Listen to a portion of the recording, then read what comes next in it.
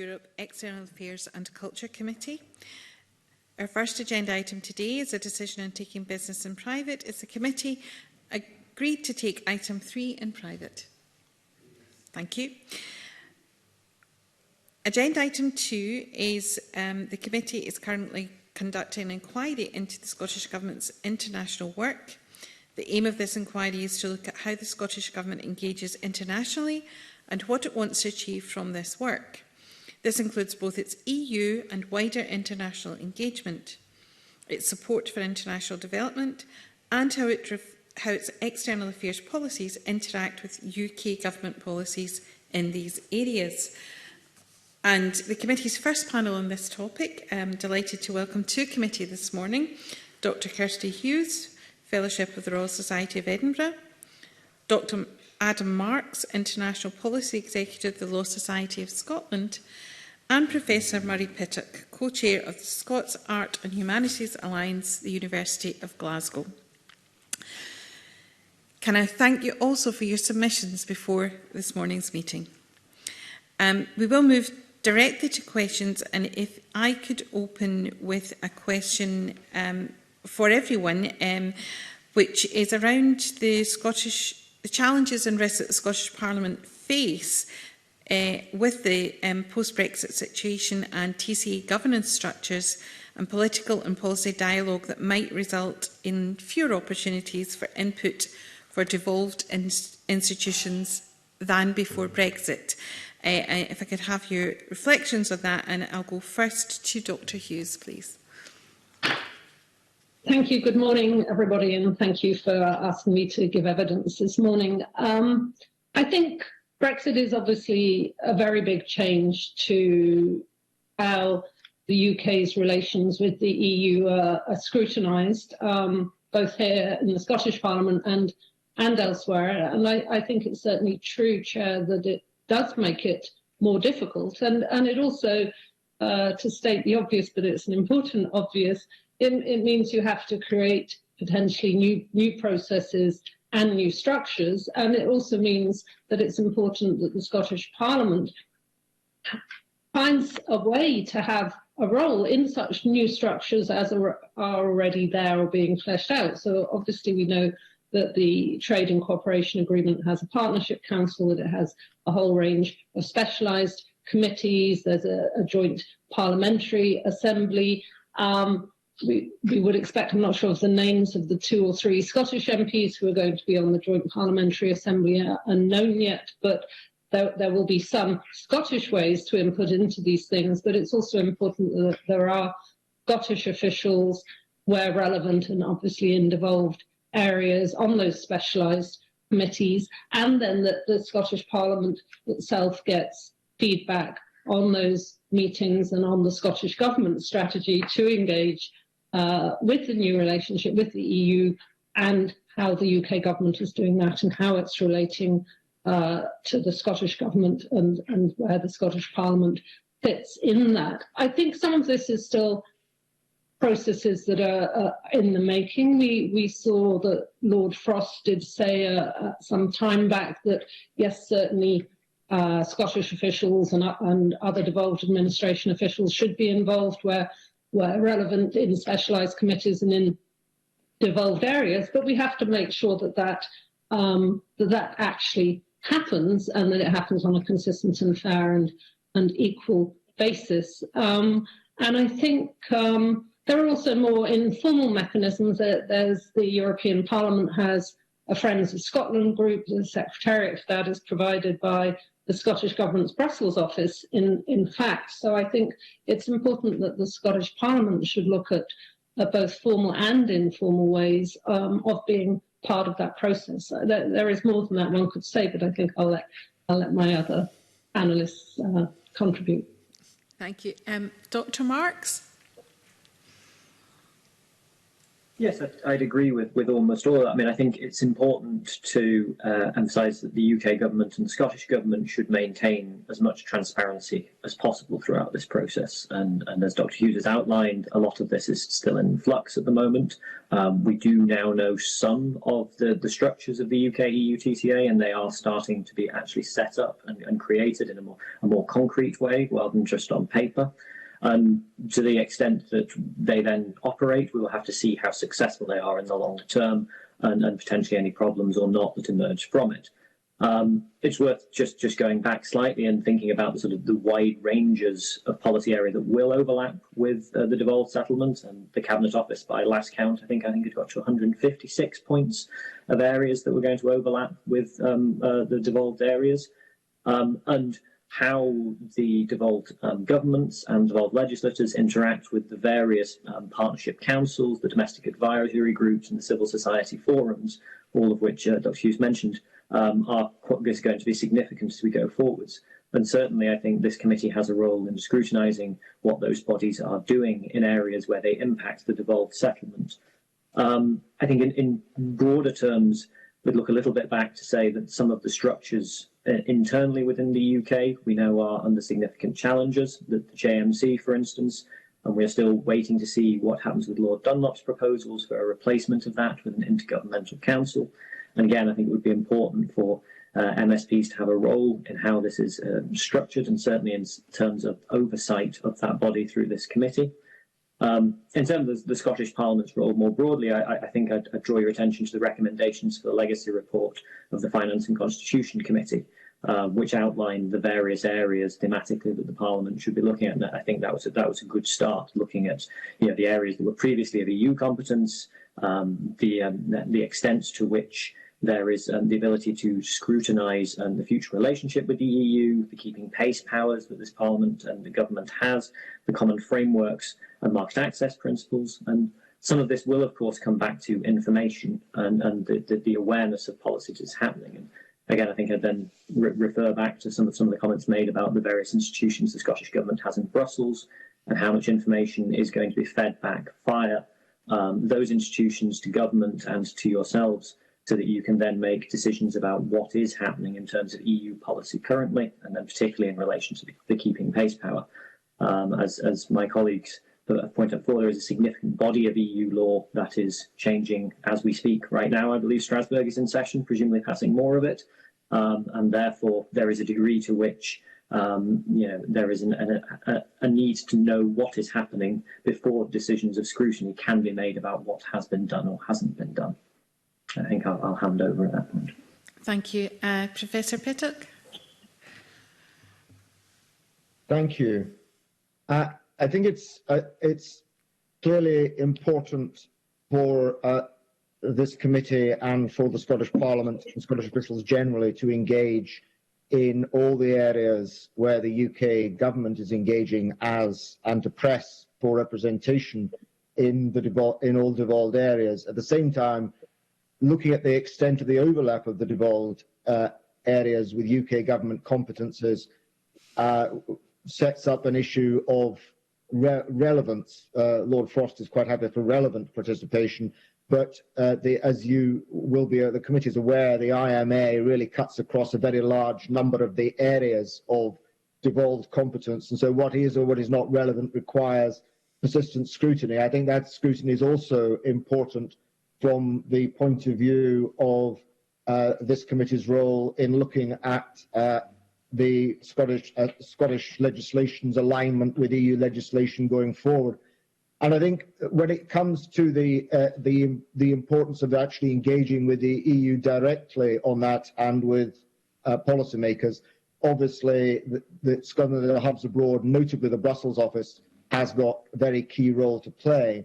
I would say that actually, more broadly speaking, there are areas in education, in climate, in well-being, and in the cultural and digital economy where the Scottish Parliament and Scottish Government can engage directly with the EU, where there are a lot of ready ears and ready fora in the policy area. And to take one example of that, which is the educational example, there are a large number of federal and confederal Europe-wide bodies involving major Scottish universities. The Civis EU Confederation is meeting tomorrow in Brussels, which is a move towards a currently 9, but will be 10 strong Confederal European University, which the University of Glasgow is represented in. And although some of the developments recently by the Scottish Government to reinstate student mobility from the EU are very welcome, we're still a very long way from the two-way mobility which is necessary to support Horizon and other funding bids going forward. That two-way mobility between students and researchers is actually critical to the future engagement of Scotland with the European Union more generally on a policy and on an academic sphere. And the links between the two, I think, should be a particular matter of attention for this committee. Thank you very much. I'll now move to questions from the committee. Can I remind members, when asking a question, to say who it is for or select which panel member they would like to answer first. And I'll invite Mr Cameron to invite. Thank you, convener, and good morning to the panel. Thank you for joining us. My question, I think, is a follow-up to some of the comments that have been made in relation to Scotland's relations with the EU. And I think we all accept that even after Brexit, the EU will be a focus for Scotland's international presence. But last week we heard from the Cabinet Secretary that the keeping pace power, for example, hasn't been used and isn't anticipated to be used in the near future. And I just wonder if the panel have any observations about the balance that should be struck between our presence in the EU and more widely. And I think, Kirsty Hughes, and if I could come to you first, because I noted that you said, you made a comment about this in one of your comments, that it's necessary to sort of spread our wings more widely. I hope I'm not mischaracterizing you, but I just wondered about balance, particularly because also I think I'm right in saying that the two new international offices that are proposed are in Warsaw and Copenhagen, which is obviously within the EU. And you know, I suppose I'm asking, have we got the balance right here? I certainly agree with you that it's important that there is a strong focus on Scotland-EU relations. Your comment on keeping pace not being used, I think, takes us on to another issue that maybe we'll come back to later. But I think, as you know, there are other ways than the keeping pace powers to actually stay abreast of some EU laws, and it's extremely important that that's done in a transparent way and that the Scottish Parliament can scrutinise that. A couple of comments on the heart of your question, though, which is about the EU international balance.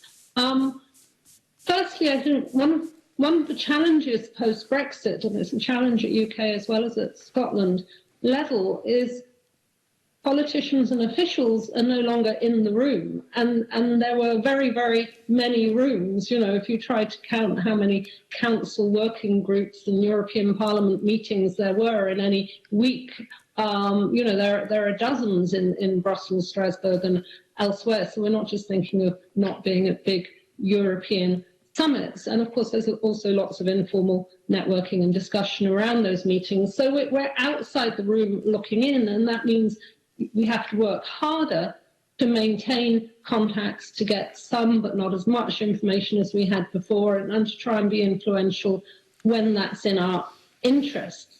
So, of course, there are limited resources, and the question is how you prioritise them. But in terms of that impact of Brexit, that in itself would make a case for more focus, I think, on Europe. And then, of course, so we will come on to this, and it's in the evidence and in the questions, but the EU and the EEA remains Scotland's biggest trade partner. If you include the EFTA countries, just over 50% of Scotland's trade is with the EU and EFTA countries. And they are also geographically close and in many ways sympathetic, if that's the right word, or reasonably closely aligned to some of Scottish and UK policy interests and priorities, for instance, in the area of climate. And you know, if you look at the planned new hub in Copenhagen, for instance, as I understand it, that's meant to also have a regional focus, not only meant to focus on Denmark. So to me, that one particularly makes sense in terms of trying to increase the geographical range in the EU. I also think, and it's not clear to me that this is the view of the Scottish Government or not. The Scottish Government has a so-called international relations strategy. I think it needs a new assessment. It's not very strategic. It's not very coherent, and I'm not quite sure how long it's been there. I would say that Europe probably needs to be at the heart of that international strategy, but then you need to, in a sense, put your policy priorities across your geographical priorities, and then see where that takes you in terms of whether your other international offices that obviously already are there need to be further expanded, or whether they can be adequately serviced from the small number that already exist. I think that, you know, there is obviously a problem or a risk of being too thinly spread, but I also think we see it everywhere. We see cities engage internationally, we see regions engage internationally, we see sub-states engage internationally. So certainly there's a case also to be international, but I think it makes perfect sense to put Europe at the core of that. And I think that's not what the UK government has done. So in terms of potential differences between Scottish government and UK government approaches, that might be one to look at. But I would personally, my view would be that the UK government should put the EU more, just like Brexit, more at the heart of its international and so-called global Britain policies. Thank you. Do any of the other panellists want to come in on that? Yes, I wouldn't mind, and I think that's it's an excellent question, because I think, Deputy Convener, because what lies behind it is a question about strategy, and I think that if we look at the overall footprint of the Scottish Government overseas, among sub-state actors, the budget devoted to its overseas representation is not particularly high. So comparatively speaking, it's a relatively modest overseas presence. But I think one of the questions you're raising is that of a strategic, and there in Kirsty's answer too, is that of the strategic priorities. And obviously the EU and interaction with the EU, for the reasons that Kirsty outlined, is a strategic priority. There are other strategic areas like diaspora connections, where there's actually a significant overlap with the UK's Global Britain agenda, and there are trade priority areas too. I think what we don't yet see is a strategy which clearly marks the key EU diasporic and trade partners. And there's also within the EU particularly areas where that element of Scottish branding I alluded to in my first response is also critical. For example, the climate strategies linked to Nordic and Arctic policy, which is where the hub in Copenhagen makes particular sense. So I think that it's not a particularly heavily funded international terms strategy.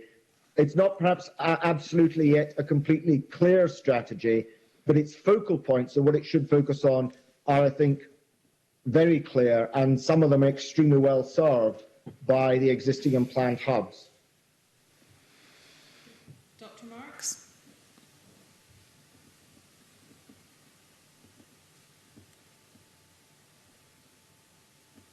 Thank you, Dr. Marks. Thanks. Thank you. Yeah, and thank you for that question. I think it's an important one, and as the previous answers have alluded to, there is an overall strategy question here to be looked at. I think it is worth thinking about how the UK and the Scottish Government work together in terms of wider UK trade strategy and how Scotland fits into that strategy. In particular, I'm thinking about the UK's move towards things like CPTPP, and it's looking at trade deals out with Australia and New Zealand and how that is going to fit. I also think there has to be a realism about what can be achieved with, as people said, relatively limited resources. And the reality is that I would suggest that the smaller countries and parts of countries that have been quite successful with their engagements abroad have picked topics and, focused on those. I think the keeping pace power, it's an interesting question about how much it will be and won't be used and how much time that is going to take. But there is an inevitability that working with the EU is going to remain important. I would also emphasise, I think some of the EEA countries in Switzerland are as well useful to be working with, since they share, again, some of the similar issues to which the UK and Scotland will in terms of their relations with the EU.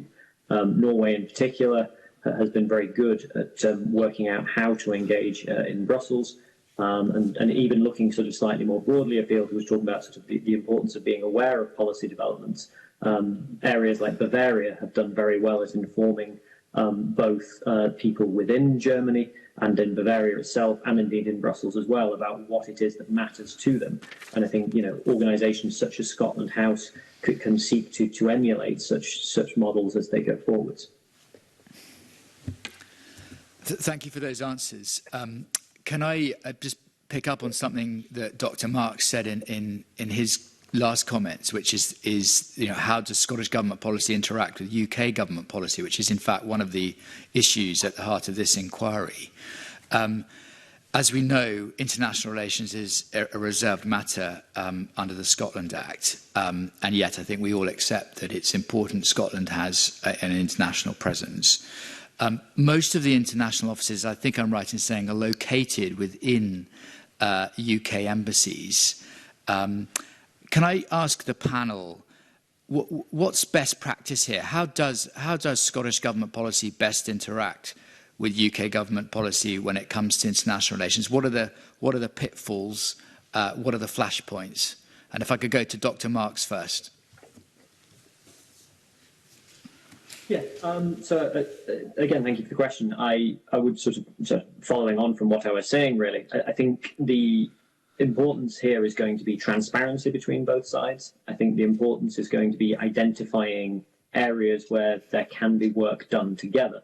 And as you say, whilst it's important to acknowledge the limitations of what can be done by the Scottish Government under the devolution settlement, it's also important to acknowledge that Scottish ministers will be responsible for the implementation of international agreements, just as they were responsible for the implementation of EU law in the past.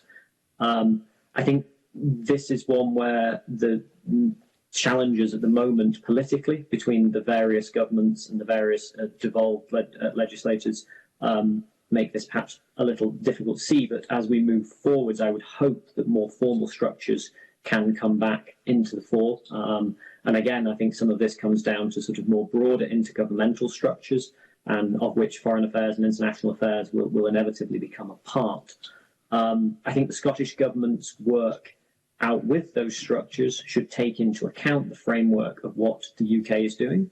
And again, there should be transparency about what that is to both this committee and indeed to the UK government. Things like the Friends of Scotland group, for instance, that Scottish governments could meet with to try and influence the European Parliament. This is something that, again, Norwegians have done very effectively, trying to influence the European Parliament. I think that that's the sort of good work that should be done. I also think that it needs to be done in a way that is coordinated with a whole UK approach, a process which has to cut both ways. Both the UK has to take into account the devolution settlement, and the devolved governments must have to take into account what UK government wider policy is. And I think I'll hand over to others at that point. Do Professor Pittock or Kirsty Hughes want to come in here? Professor Pittock? Thank you. So I think to answer your question directly, I think the great advantage here is to extend the range of the team, as it were, which can become, because there is a very strong resonance for the Scottish voice abroad, and that in many cases aids the UK voice. The flashpoints and pitfalls, I think, really are, and I think all the hubs are very, very aware of these issues, are policy discussions overseas in reserved areas, and particularly the discussion of anything explicitly political, which might occur within the context of a British embassy. I have to say, even those, in my experience, even those hubs which are not in British embassies are very diplomatic when it comes to including the British government. For example, the Scotland in Europe document launched at the Scotland House in London was very carefully included Caroline Wilson, at that stage head of European Affairs, now of course UK ambassador to China, and other UK government representatives. So I think that practice here is often very secure, and more secure than sometimes the way in which it's discussed. And there's a good awareness and good integration in the hubs which do work inside British embassies, particularly, for example, until recently, I'm not saying anything's really declined at all, but John Webster's role as a UK diplomat moving to the Scottish hub in Dublin made relations particularly good there. An example of good practice, I think, currently is the work that the Scottish Government and the Department of International Trade are doing on the Dubai Expo, with 5 separate Scottish days. The first, the Scottish Space Day, and the launch of the Scottish Space Strategy, very effective, good coverage in CNN, and a really high level of global recognition coming from that. And DIT and the Scottish Government working very well together there. So I think the issue is here that informally the flashpoints are very well recognised on both sides, and it's actually getting a wider formal understanding of that, because I'm not aware that any Scottish Government hub has any interest, and particularly warns people off, if they should think about it, explicit political events or policy discussions which touch on reserved business. And Kirsty Hughes? I think, I mean, you talk about, in international relations or foreign policy, yes, is reserved, but a wider acceptance that of course, Scotland has an external affairs policy and Holyrood a committee. I think what's interesting is, if you look bluntly at where the UK government and the Scottish government disagree, if I was writing a comment piece or even a research paper, you can make that look quite stark. Obviously, the UK government was in favour of Brexit. Brexit has happened. The Scottish government was opposed to it. It wanted a softer Brexit as a compromise in the single market. That didn't happen. I think the First Minister said the other day that the UK government shouldn't trigger Article 16 in the discussions over the Northern Ireland Protocol. The long-run aim of the Scottish government is independence in the EU. The Scottish government wants to keep pace with EU law in devolved areas, and clearly that's not an aim of the UK government. But actually, I think it's worth setting that out, those political differences, because then when you say, well, but how does that actually impact on UK or Scotland international relations strategy, policy, behaviour, I think we'd have to say not that much. Whether it's helpful or unhelpful for the First Minister from the UK government point of view to say, don't trigger Article 16. I think Brussels knows who it's negotiating with on that. Whether or not and how much Scotland does keep pace with EU laws, and whether that clashes with the Internal Market Act is more a question of internal UK debate and dispute. So, in a way, I see some of the differences that are obviously and starkly there are just part of the fact of having devolved structures, administrations, parliaments, and so forth. And I mean, if you look at one more contrast here. At the moment, relations between the EU and UK are in a pretty bad place. Trust in the UK government from the EU side is extremely low. I did a paper on this a year ago, doing a lot of off-the-record so-called elite interviews, looking at how different EU actors and member states viewed the UK and also viewed Scotland. And Scotland was viewed much more positively. Seems to me, in a period of bad UK-EU relations, and we all have our views on what that looks like and why it's there, it's not bad that Scotland and perhaps other developed administrations have better relations with the EU. It's like a multi-track paradiplomatic process, maybe. And when we get to the nitty-gritty, as my fellow panelists have been talking about this morning, when you think about climate change or wanting overall good relations with the EU or wanting good trade relations with the EU despite the barriers of Brexit, wanting to do joint research with the EU, I think when you get onto the nitty-gritty or also onto the big principles around human rights, multilateralism, democracy, you're actually going to find a similarity. So I don't think, interestingly, despite those differences, I don't think there are necessarily big clashes. I think as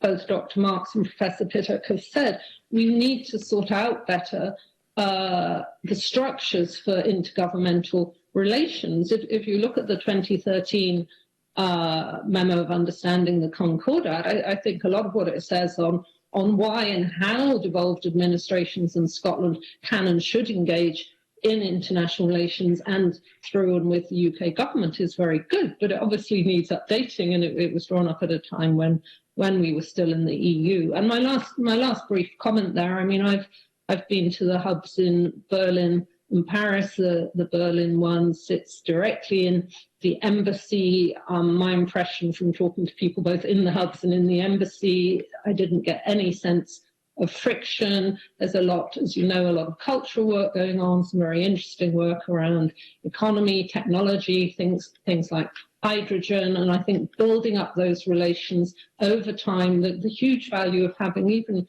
a small number of people on the ground, because these hubs are very small, I think it is already clearly demonstrable. So I think the questions are acute and important, and I'm not trying to say there won't ever be flashpoints when you look at what I've outlined as the differences, but equally when you try and pin it down and say, well, does the UK government want good or bad relations with the EU? Obviously it wants good relations, one assumes, and therefore there's not a problem that actually at the moment the Scottish government does have those good relations. Thank you. Thank you, Ms Boyack. Thanks very much, Convener, and welcome to the witnesses this morning.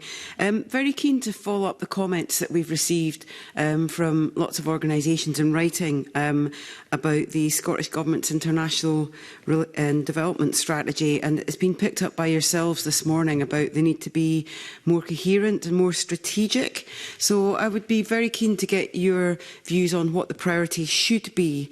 EU is important both economically and culturally, given our relations historically and the issue of international trade, its importance.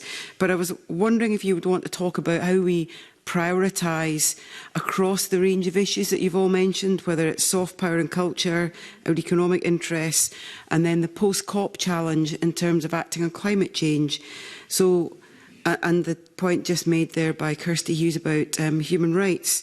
So just thinking through what you think more needs to be done to be focusing on priorities that should be there for the Scottish Government, given that the resources are relatively limited in terms of the overall budget. And maybe come to you, Kirsty Hughes, first. I think it's a good question, and it's always an extremely hard one to answer when you are talking about limited resources. But of course, when we're looking at the Scottish Government's European strategy, we're not only talking about the hubs and the Brussels office. You've got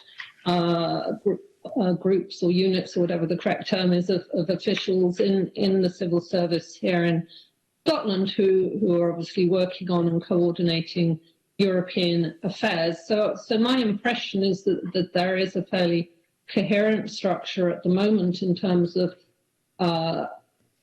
fitting the hubs into those wider European strategy bodies, and the overall European strategy being coordinated jointly out of Edinburgh and Brussels at that senior level. I think that's good, but I think what you need more of, and it's easy to say and it's never easy to do, but I mean, one thing that the policy experts and academics will always tell you is that there's no clear dividing line between domestic and international policy, and that's pretty obvious in terms of things like climate change and trade. But therefore, the question is, how do you mainstream your international and European strategy across all your departments, all your cabinet, all your officials? And I'm not sure how well that's being done. And that comes back to my sense that there is a better European strategy at the moment than there is an international strategy. And as I said in answer to an earlier question, I think those two need to go together. So I think that's one issue. I think you're right. It's easy to come up with a list of maybe 10 priorities, but actually listening to the committee's questions and to my fellow witnesses this morning, some of the most obvious and biggest are coming up again and again. That's climate change and trade and education and research networks. I think one thing that hasn't come up that we should add in here is EU citizens in Scotland.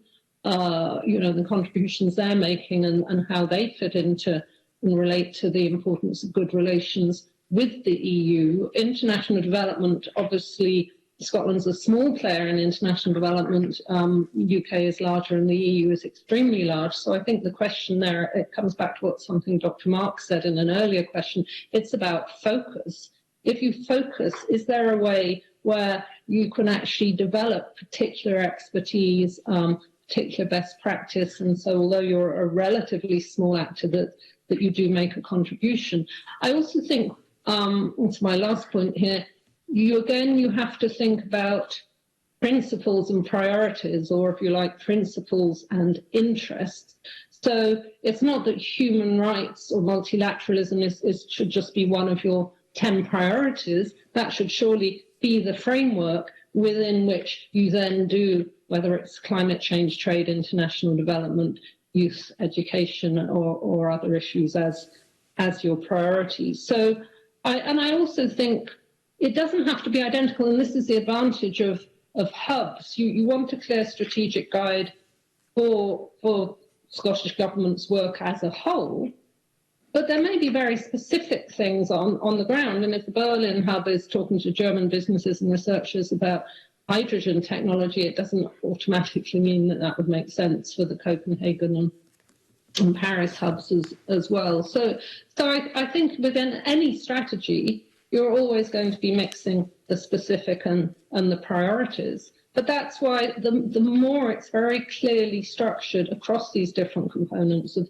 values, interests, priorities, and specific areas within that not only helps it have more impact, it actually also, of course, helps coordination, it helps reporting back, it ought to help, if there's a clear strategy, accountability and transparency back to the Scottish Parliament. Thank you. And Professor Pittock, you made some points about both culture and education. I was wondering how you saw that fitting into the priorities in terms of the Scottish Government's work on international development. Thank you. I think that what I would call overall brand, and I have called that in the response, is very important. And by brand, I certainly mean things like the Scottish Government's reputation and Scotland's reputation in climate, digital, progressive and humanitarian legislation, and the digital and cultural economy in particular, where I lead the work stream for the Scottish Arts Humanities Alliance. But also, I mean that actually Scotland's got a strong brand abroad. Its brand is actually very nostalgic. It's principally a couple of 100 years old in terms of its perception. And there's relatively poor recognition, both in the Anhalt and the British Council data, of Scotland's cutting-edge position in science as one of the most cited countries in the world per capita. So I think one of the things that was really, really useful in the hubs in recent years was the presentation in Scotland House, London, which supported the Strength in Places funding for translational medicine in Scotland. And by putting the bid in front of some of the major players in a context, a London context, who could be reached there, who can be reached in a Scottish context. So I think actually promoting cutting-edge research is a key element in what should be done, because that's part of actually building a very different vision of Scotland from, praiseworthy as it is, you know, castle, mountains, heather, and whiskey. So brand is really important, thought of as a complete entity, including contemporary research. Trade is very important, and the matrix of both of those things is the EU and the diaspora. Where are the strongest links that cross over between brand and trade, the EU and the diaspora locations? So those, out of that, I think it's pretty clear to make a very clear overarching set of strategic priorities, though, as Kirsty rightly says, those will have operational variations in different countries. Thanks. That's very, very useful. I'm thinking also about the 4 development partner countries. How do they fit into that strategy, where maybe it's more climate support, particularly post-COP, and thinking about supporting civic groups? That's one of the issues raised by the groups from Malawi. Yeah, so I think that this actually, the research sector fits there very well. I mean, Scottish, to take Malawi as an example, Scottish universities, for example, this goes back more than 25 years, Strathclyde, but other universities too, have been engaged in infrastructure development, in education opportunity in Malawi. And I think the issue is that some of these developments with the development target countries could take place across government and the higher education sector more formally, and with greater publicity as there being a cooperative effort. So I think that actually they fit in very nicely to one aspect of what I've been discussing. And of course, the more one engages at this kind of level, the more soft power and positive sentiment towards the relationship develops. Thanks. And Dr. Marks, did you have a comment about the issue of priorities and the strategic approach to be effective across, thinking about both the European connection, but how you prioritise the rest of the world and where the 4 partner countries fit in there? I think in the broader strategic process, I'd have some thoughts, which, I mean, for the moment at least, the issue is that we are very much in a state of transition. Yes, the Brexit process has ended formally, but in the wider sense of foreign affairs, although it seems like we've all been talking about Brexit for a long time, we are still explaining to the rest of the world where we fit into it in that. And I think that is a UK and a Scottish project, and I think that fits with a post-COP, trying to explain what the UK's priorities are in that, and indeed where Scotland is going to fit within that with other partner countries. I think in broader terms, I'd also emphasise that sort of the rise in prominence of trade policy and trying to explain where trade policy fits and how trade policy fits into the work of almost every committee within, say, the Scottish Parliament, and certainly almost all of the ones in the UK Parliament as well. This is an issue which, although it is sometimes rather difficult and close and technical to explain, it's also an issue that can become very high level and high profile. Even before 2016, things like TTIP and ACTA definitely motivated large numbers of people, as I'm sure elected representatives will remember from the state of their inboxes at the time. So I think there is an active interest out there, which can be used perhaps for more useful reasons. In terms of focus, I think there's an issue, and it was one of the other questions that was asked about sort of geography versus thematically. And I think again, from our side, I would say thematically to a degree makes more sense, because you have to pick the sort of topics that you want, be they climate change, be they whatever it is that you choose. Those are areas then you can work across multiple places, and then this is again where coordination with the UK government and the Scottish government becomes quite important, which, as other panelists have pointed out, can work quite well. I mean, soft power, for instance, Burns night suppers despite what has just been said, are highly effective ways of doing this. And Bavaria, for all of its reputation of being a high-tech hub, still does Oktoberfest events the world over, and would dearly love to have burn suppers as well, I'm sure. So I think it's about picking the focus and then working effectively as we can across that. Okay, thank you. Thank you. Thank you. Could I bring in Mr. Ruskell, please? Yeah, thanks, Convener. I was just listening to all those comments, and I was struck by what Dr. Hughes was saying about this sort of multi-track paradiplomatic process, and where perhaps sub-state legislatures, governments can kind of fit with that alongside the actions of states as well. I wondered if you had more sort of examples of that. And one which sprung to my mind was, I understood from a discussion with a Canadian mission in Brussels that there'd been quite a lot of bilateral discussions between Quebec and Wallonia during the talks on the CETA trade agreement. But I wondered if you had examples of where those kind of sub-state actors can be involved in a wider multilateral discussion, and that might point to how Scotland could be involved with the UK. Do you want to answer first? Or? Well, could I start with Dr. Hughes on that one, and if others would like to comment on that, and then I'll move on to another question. Thank you. Yes, thank you. It's another good question. You've already given the example of Quebec, which does have an office in Brussels. I actually think we've also already mentioned Bavaria, and most of the, if not all of the German regions or Länder have offices in Brussels, and they're very important and powerful.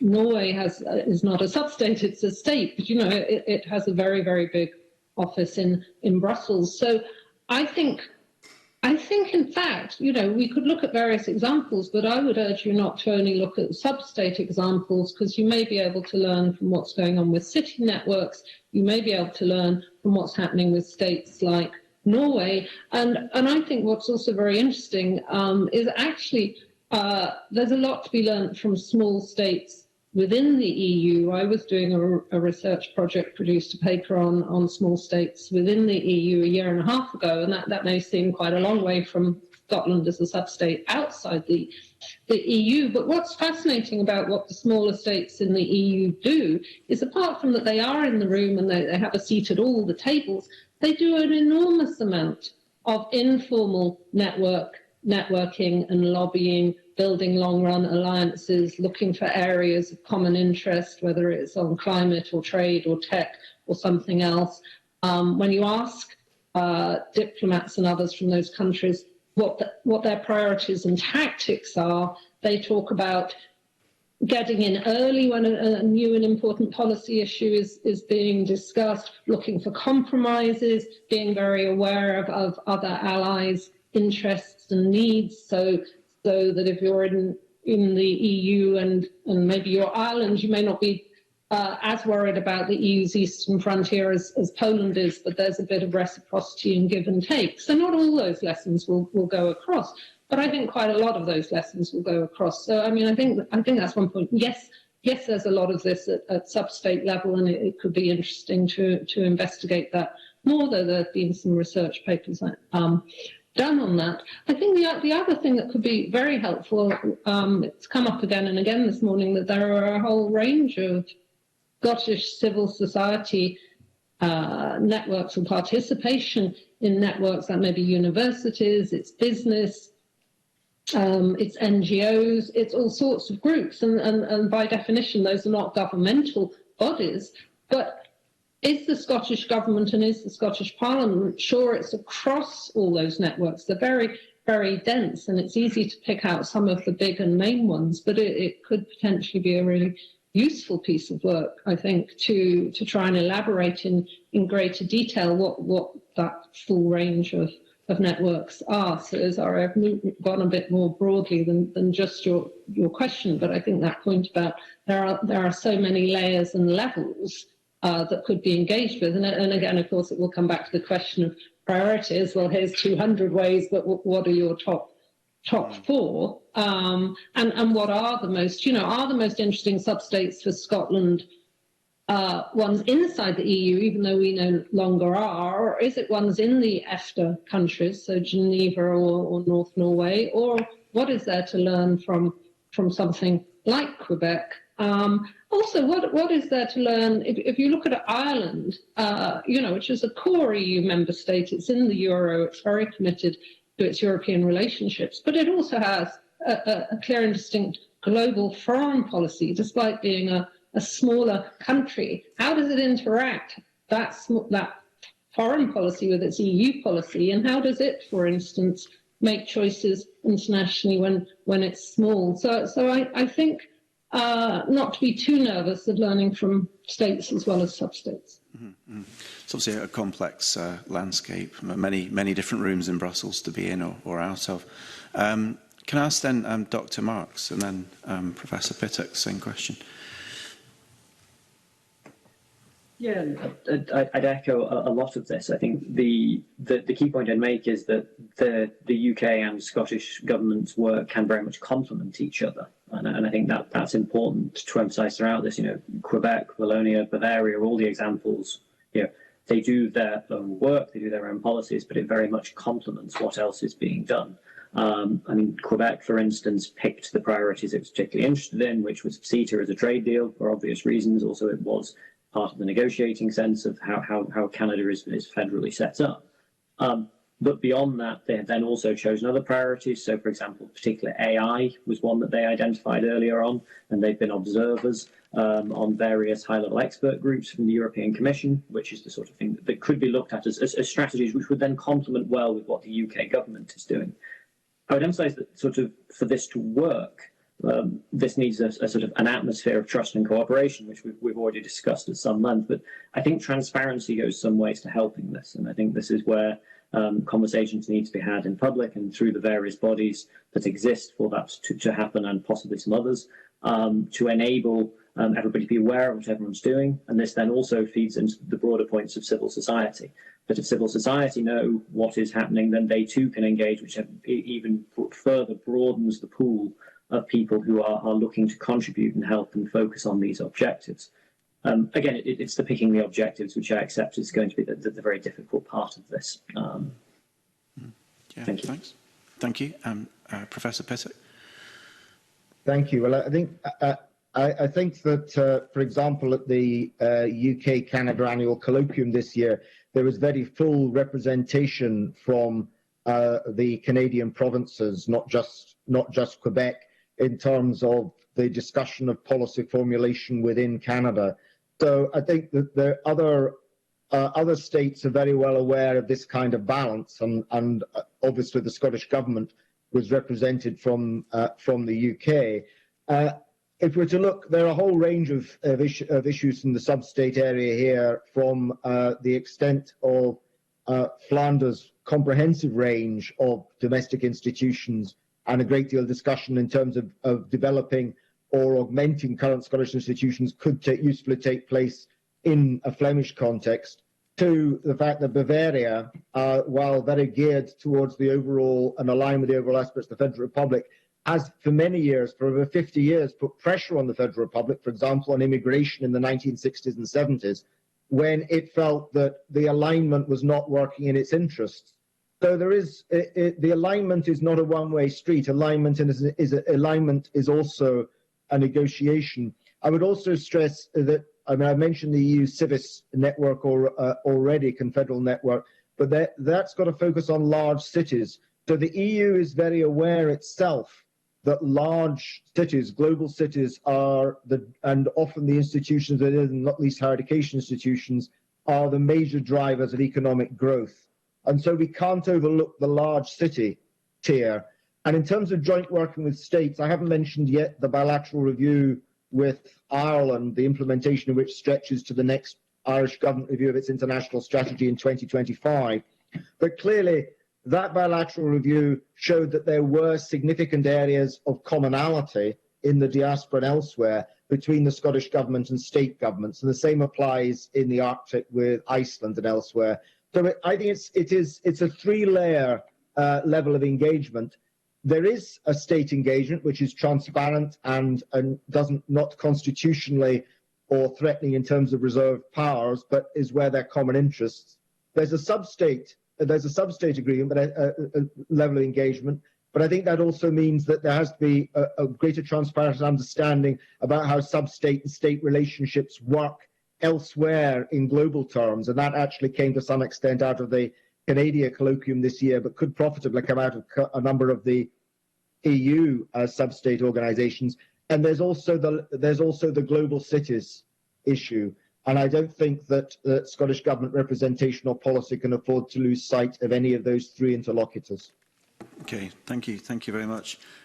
Just one follow-up question, convener, and I was reading the Law Society's submission, and you know, you're making the point about there needs to be some formal mechanisms for monitoring our international engagement. I mean, given that very potentially quite complex picture that you've just outlined, what do you think that should look like? And I think you'd suggested, Dr. Marks, a kind of memorandum of understanding between Scottish Government and ourselves in the Scottish Parliament. And I guess it's this sense of how can we get a grip of what that work looks like. I mean, I'm not suggesting a list of every single Burn Supper that's taken place, every single hub.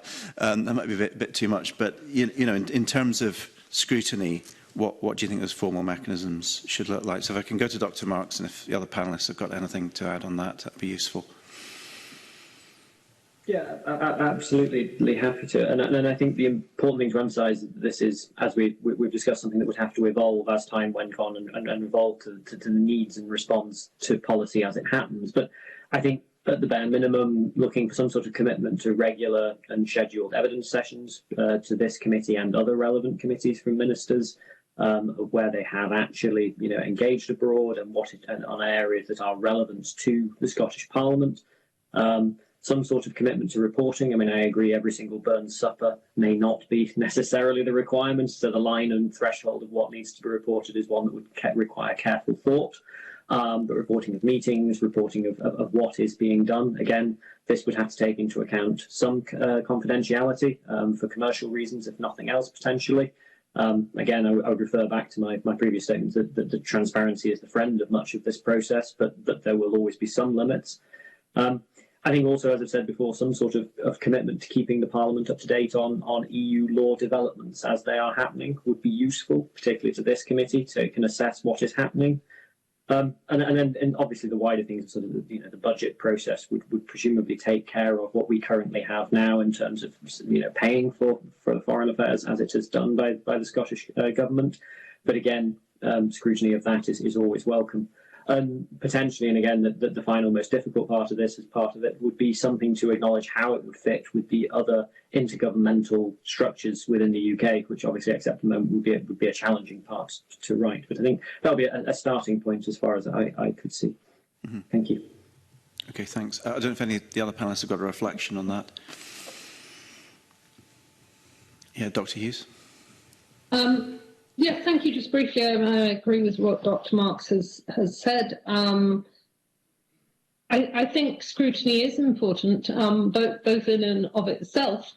We need transparency and accountability, but I think it's come up repeatedly this morning that we do need more coherence in international policy, more clarity, both in itself as Scotland and in how that relates to UK government actions, and so I think a regular and I think a reasonably detailed reporting agreement of some sort would be beneficial, and we can smile at whether we want to know how many Burn Suppers there are, but frankly one assumes that the hubs are indeed reporting back to the European directors within the civil service. So actually if we know whether there were 5 or 55 Burn Suppers, that's actually perfectly easy to, or ought to be, to put on a list of reporting. I think we've not spent too much time on the keeping pace process this morning, but it is nonetheless an aim of the Scottish Government, to align in devolved areas to EU laws. And as I said earlier, that doesn't have to be done through keeping pace legislation. It can be done through other legislative routes. But since it's actually a rather important strategic, I'd say, aim, I would be asking and trying to agree with the Scottish Government that all aspects of aligning with EU laws, and I'm trying not to use the keeping pace word so it encompasses other ways of doing this, that there is proper and full reporting on that. And also what I understand is that where there have been so far some efforts to align with EU laws, it's not necessarily complete alignment, though there may be a new EU law and there's an agreement on, well, the goal is X in some specific environment goal, for instance, but we don't have to achieve it in exactly the way they are doing so in the EU, because we're no longer in the EU and because businesses might find it easier to do it in another way. That raises some very interesting questions. You know, is the aim to stay as aligned as possible, because perhaps at some future point Scotland and the rest of the UK might rejoin even the single market, or just that there are benefits of being exactly aligned so that you can minimise some of the Brexit regulatory barriers? Or is it just a kind of general good intention? Now, we could have multiple reports and evidence sessions on that, but I think it's a fundamental question, and so that should be there when considering what sort of agreement might be feasible, what the Scottish Government should indeed be really making clear to the Scottish Parliament. Okay, thanks. Thank you. Could I move on to questions from Ms Minto, please? Thank you, Convener, and thank you, panel. I'd like to explore a bit more the education side and the connections both across Europe and also the diaspora. Professor Pittock, you talked about the two-way movement of students, and I was very struck when I visited SAMS in my constituency about 10 days ago about the impact of their student numbers. Also, the Law Society talked about broadening horizons of our own students, and then also the research side as well. So I'd just like to hear some further thoughts and reflections on how the Scottish Government can work to improve these links. Perhaps Dr. Marks, we'll start with you.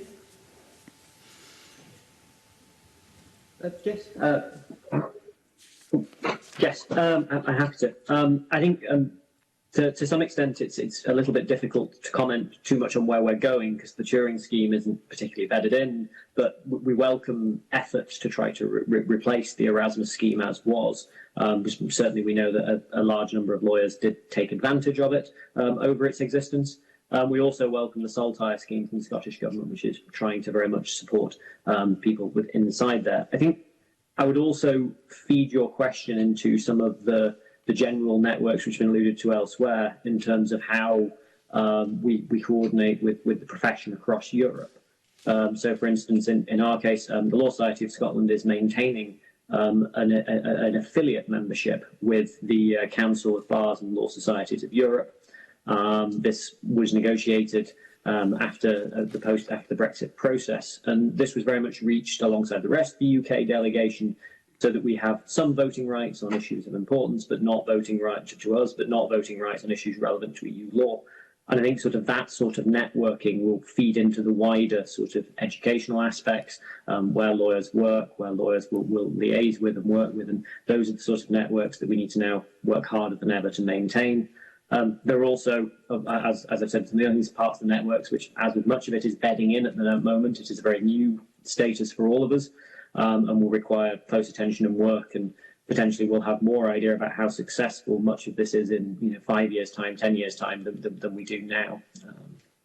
Thank you. It's positive to hear that work's going ahead, and I think it's very important, not only from a legislation perspective, but also understanding the legal side and the human rights side of things as well, and from my own previous background as an accountant as well, keeping consistency of policies across that area. Dr. Hughes, could you comment, please?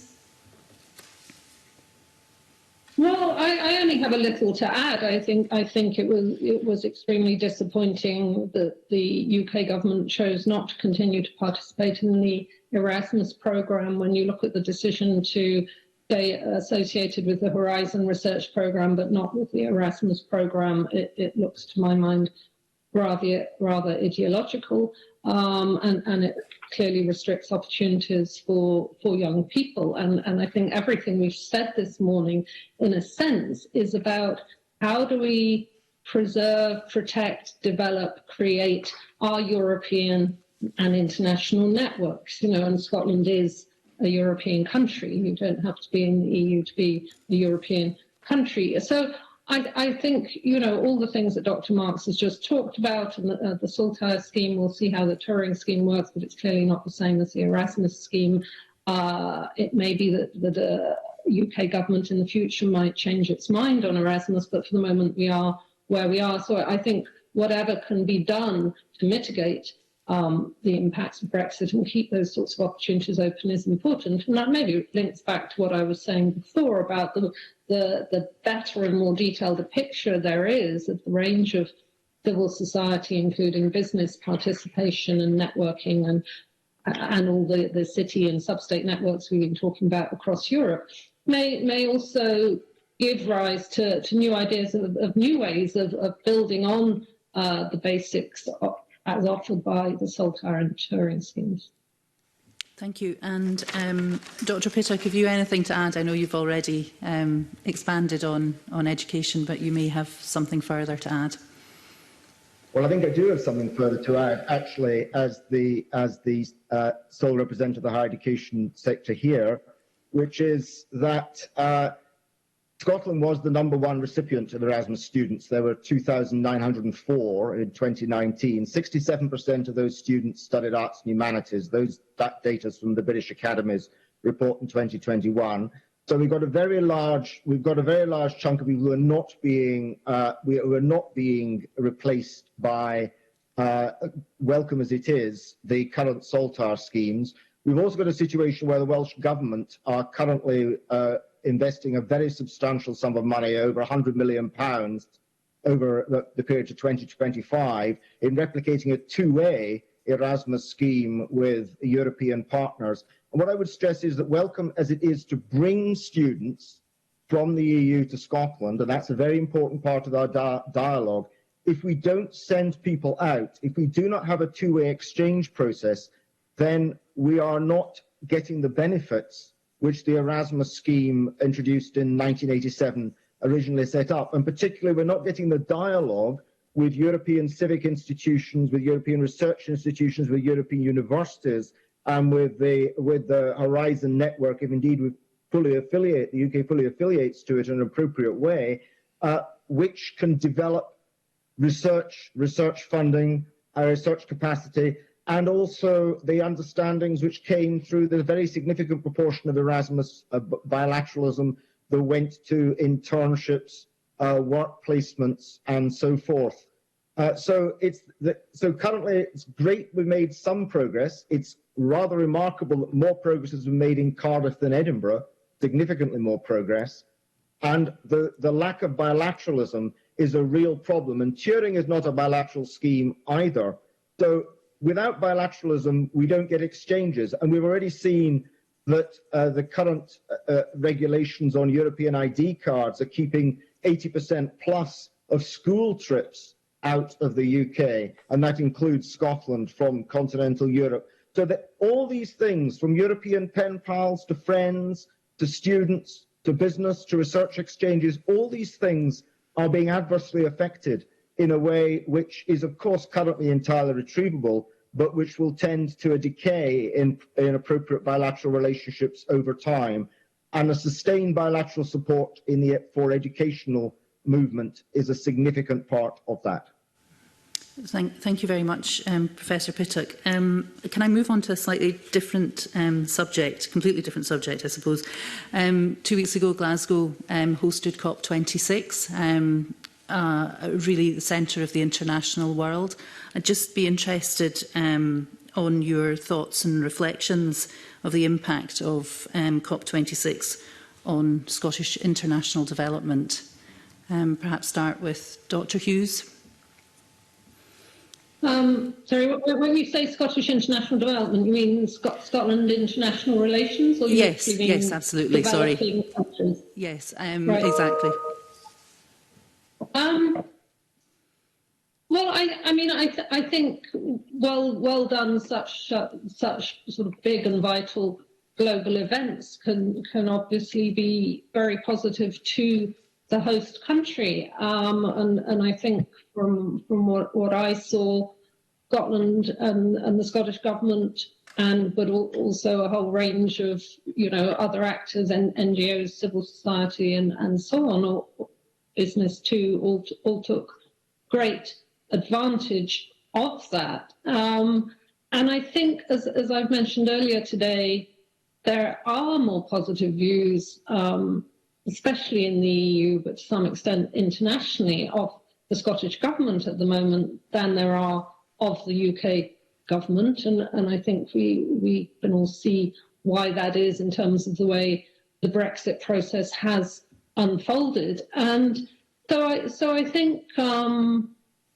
I don't think it's good that UK and international views of the UK government are where they are, but I think wherever views of the UK government are, it's obviously in Scotland's interest that its government, even if you're an opposition politician, that its government has good international relations, and that reflects positively on the country as a whole. So I mean, obviously there's more serious issues here in terms of what COP did and didn't achieve, the climate emergency, and what happens next. I think that does again, though, underline the importance of European relations for all some of the weaknesses in the EU's climate positions. It's one of, relatively speaking, the climate leaders in the world, and Scotland has its own challenges around climate policy and a just transition from North Sea oil and gas, but also much to offer in terms of sustainable, renewable energy. So I think whether one's thinking of it in terms of soft power diplomacy or actual engagement with the crucial issue of the climate emergency, I think in that sense, I think it reflected well on Scotland. Thank you. I was thinking, I was kind of building on the ideas from Professor Pittock about relationships and the sharing of knowledge and that side of things as well. So I don't know if the other two panellists would like to comment at all. Professor Pittock, no? I just think I simply agree, but I think one of the things that came out of it was that actually, although it appeared that the UK and Scottish governments might not work well together in the run-up to COP, they did work well together at COP, and that actually perhaps even more could have been achieved if there'd been less politics earlier on, though I know politics is inevitable, but actually it was a success for cooperation in the end. Thank you. Thank you. Can we move to questions from Dr. Allen, please?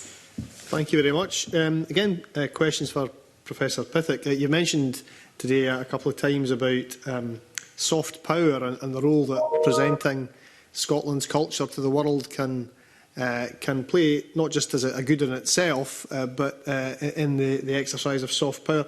I wonder, can you say a bit more about how others see us, how that's developed over the last generation in terms of how Scotland is seen culturally, but also to what ends that soft power you think might usefully be exercised? So, thank you very much for that. I think first of all, Scotland's international brand is very well recognised, but it has remained stuck to some extent. That is that both the Anholt brand and used to previously Anholt GFK Roper branding and the British Council research indicate no real particular movement in perception. There's some slight areas of improvement or change, but basically it's a fairly nostalgic view of Scottish culture. Now, there are opportunities in that view, and burn suppers we mentioned a few times already, but actually, of course, there are quite a few big burn suppers in Europe and North America, which have very significant business and trade presence, and they do represent opportunities. and of course I'm very supportive of them elsewhere as the author of the relevant report on Burns and the Scottish economy. But I think also that the inquiry which is currently being taken on local food production, for example, has got a good tourist and international markets link in terms of the demand for provenance and story attached to food and drink, which is again very much part of the traditional brand. But I think the brand. But that said, there are things to be done with the traditional brand, a great deal. You can't ignore it. You must utilise it. But it is rather stuck. And I think that the extension, as I suggested, to research and to the cutting-edge nature of Scottish, I think the Scottish Space Strategy is a good example at the Dubai Expo. The cutting-edge nature of work in Scotland, in industry, in SMEs, in universities, to a wider audience is an important part of soft power. What are the ends of that soft power? The ends of that soft power are to not change, not transform, but to alter the way, to extend the way in which Scotland is perceived, and to marry up more clearly Scotland's clear commitment to a modern society, to the climate emergency, and to the digital and cultural economy, with the way in which the country in general is perceived, to, as it were, modernise the Scottish brand without losing the essence of its underpinning appeal. And I think that's important because it simply makes Scotland and the Scottish brand more influential in the world. And the more influential the Scottish brand is in the world, the more it can contribute, as in terms of having every player on the team, the more it can contribute to the UK's position internationally also. And can I ask also, in terms of the role that the hubs play in that and other activities, how cost-effective you feel they are? I mean, there's been some political discussion and debate about whether more hubs can be justified or not. I mean, I feel they can, but how does their cost-effectiveness or frugalness or otherwise compare to some other diplomatic actors who perhaps found their entertaining and architectural traditions more on the Conference of Vienna? I think perhaps others can give chapter and verse here, but certainly Scotland is a very low spender in international sub-state actor terms, certainly in absolute terms, and depending on the state, possibly also per capita in terms of its representation. So I think what we need to ensure is there's greater transparency over what the hubs do, how they do it, and their success. I think there's some success stories from the hubs that I know of that haven't yet got through into general circulation, and that's part of what we're discussing this morning. But others may have chapter and verse on the numbers, which are certainly available. I just know Scotland's is a relatively low outlier. So finally, do you see, or would you have a view about whether or not there should be more hubs in the future? And is the model of co-location, you've said it's a helpful one, but is it a necessary one? Well, I think it depends what you want to do with it. I mean, there could be more hubs in the future, and there's certainly, I can certainly think off the top of my head of areas where there could be hubs that would fit in with the trade and EU priorities. Do they have to be in the British Embassy? I think there are sometimes issues currently if they are not. One has to tread very carefully there. But if, for example, a model was taken, I talked about large city relationships, whereby there was a hub in a major city, which I'm talking about very large cities, but which are not state capitals, in which a British embassy was not cited, then clearly there would be a case for the Scottish Government having a separate hub there if that was the decision taken. Thank you. Thank you. I can move to questions from Mr Golden, please. Thank you, Convener. And perhaps initially I'd start with Dr Adam Marks.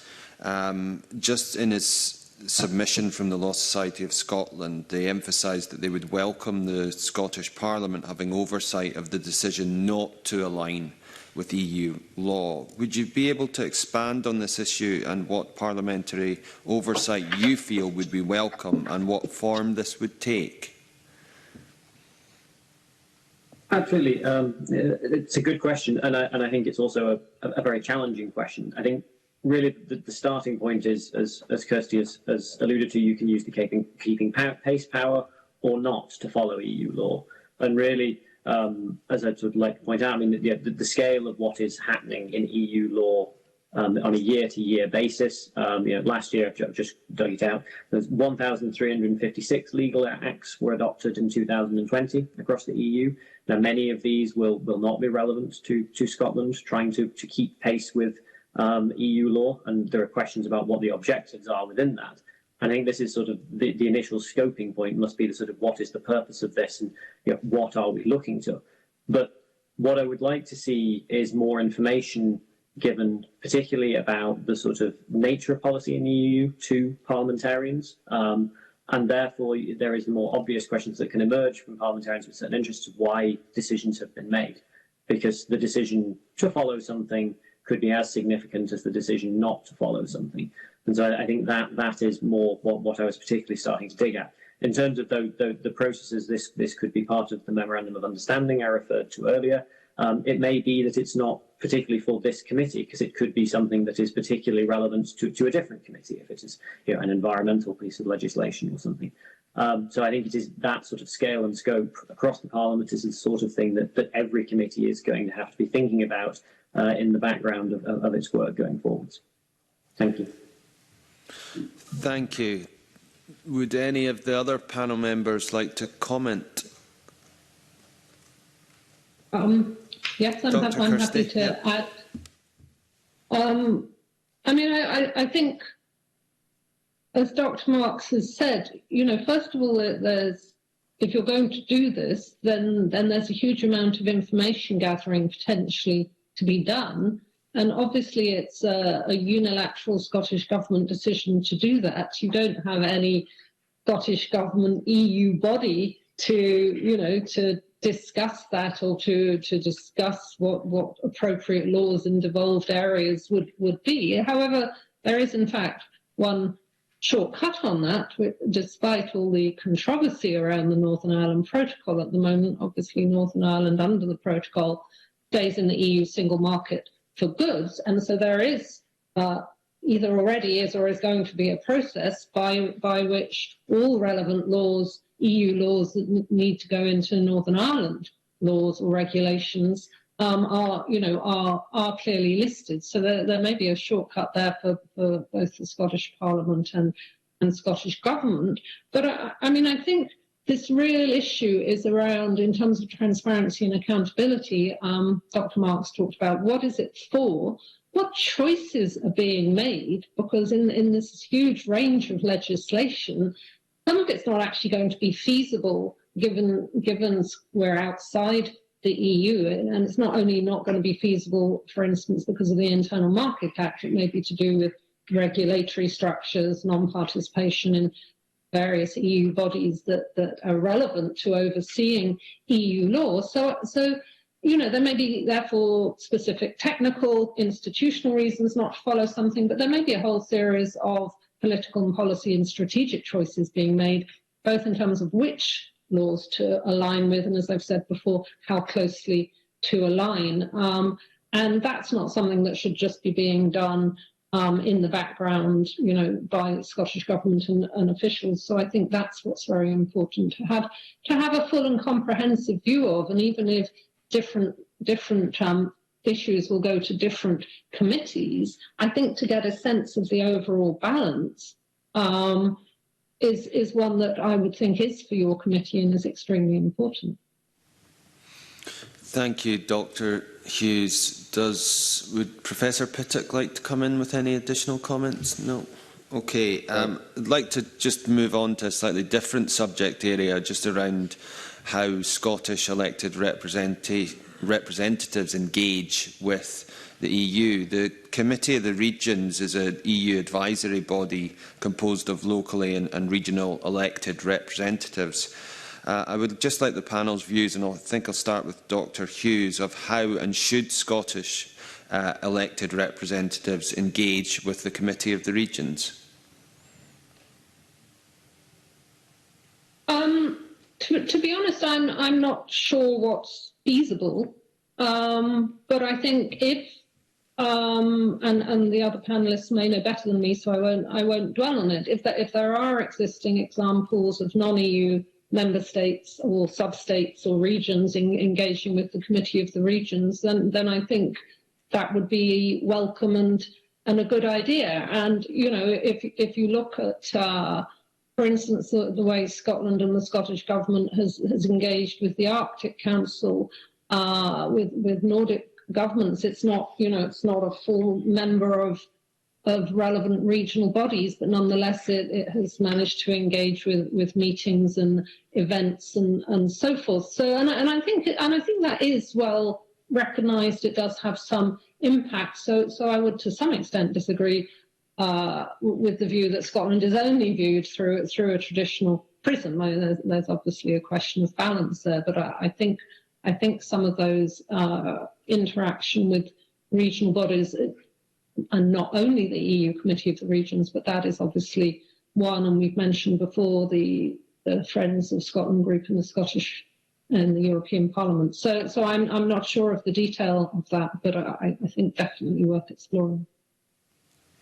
Thank you for that contribution. Would any of the other panellists like to come in on that? Yes, okay, Dr. Marks. Yeah, I'd just like to echo Kirsty's comments. I mean, I think it would be welcome to have any engagement possible. I think, as we've sort of discussed at length before, there will be elements of prioritisation within this that will, you know, to some extent come down to this. The Committee of Regions is a very useful body in Brussels. It covers a diverse body of opinion, and this is one where you can raise issues away from some of the sort of political heat of some of the other institutions, which can be useful, particularly if you're looking to raise issues earlier in the processes. I would also echo the comments about the Friends of Scotland group. I think engaging with MEPs themselves is important on issues that are of mutual interest to both this committee and the Scottish Government and the MEPs where possible. I think it would be a body that is going to help fill some of the gaps that is there. So I would recommend that as well. Thanks. Thank you. Professor Pittock. Thank you. Just to say that very much in favour of engaging with informal groups and relevant groups such as the Arctic Council. On a technicality, the regions grouping is limited, on my understanding, to EU member states, and therefore the most that could happen surely would be informal observer status. There is no EU member state represented in the European Committee of the Region, non-EU member state. Thank you, panel. Thank you, convener. Thank you. I have a couple of additional questions, but I'm at that point where I have to ask for concise questions and answers, if possible, please. Can I go first to Mr. Cameron? Thank you, convener. I'll try. I've got two questions. I'll ask them as concisely as possible. The first is to ask, how do we measure success? I think that's one of the hardest things about Scotland's international footprint. How do we practically measure success? And the second question is, are the panel satisfied that there is enough coordination, particularly on thematic issues, between the various international offices and hubs that exist, as well as, I think, the Scotland Development International offices, which are also in place? Could I start with Professor Pittock? Yes, on your second question, Deputy Convener, I think that there is good coordination, but I don't think it's altogether visible. So I think that's an issue for the issues of transparency around this committee. I'm not clear, actually, that in many of the events I've been to abroad where SDI are being represented and where sometimes the UK government, sometimes the Scottish government's been represented, that the alignment between SDI and Scottish government representation is absolutely clear and perfect. So, and on the first point, quite simply, success always has many parents, but I do think we need some measures of activity which has led to successful outcomes, KPIs, if you like, about hub activity and success in driving forward trade, relationships, positive research funding, that kind of thing. Kirsty Hughes.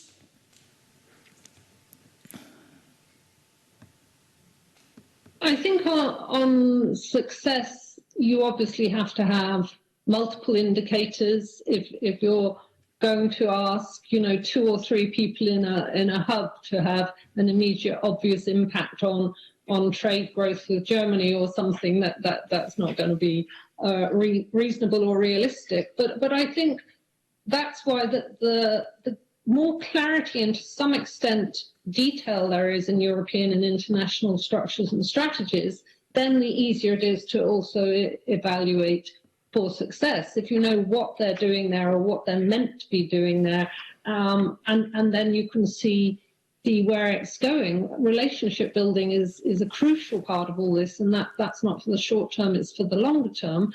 But as Professor Pittock just said, you can to some extent monitor that in terms of range of meetings, were they with government, with business, with civil society, what areas they were in, how much do those areas match to stated priorities and so forth. And it's not really been mentioned much today, but perhaps that's telling in itself. One of the 2 new planned hubs is in Poland, and while I can see more reasons for the one in Copenhagen, perhaps less so at first glance in terms of Poland. But again, that depends on your strategy. How closely is your strategy focused on trade, or is it focused on having a good spread across the EU, or is it about some of the more diaspora relationships? Which of the priorities are driving this, and how does that fit in the overall strategy? I think coordination across hubs in the EU, as I said earlier, I think from what I understand of current and relatively newly restructured structures looks good. I don't know if that's working as well internationally, but in the absence, in my view, of a clear and well thought through international strategy, then those offices will by definition to some extent be struggling, if I'm right, on the need for a renewed international strategy. And lastly, of course, Scottish Development International shares office space with the Scottish Government Brussels office, and improvements have been made and changes to that in the last year or 2, I think it is. So I don't know if that would be seen as a model or as considerable improvement. But again, if you're getting regular reporting on how these things are working and whether, for instance, is the Brussels shared space working better than some other examples around the world? Is there learning going on from that and so on? So I think your questions raise more questions and answers that can perhaps come from some of those actually running these offices. And Dr. Marks, do you have any observations? Yes, just briefly. I would say again, I'm struck that in the previous panelists' answers to both of your questions, transparency is the sort of word that's mentioned more times than anything.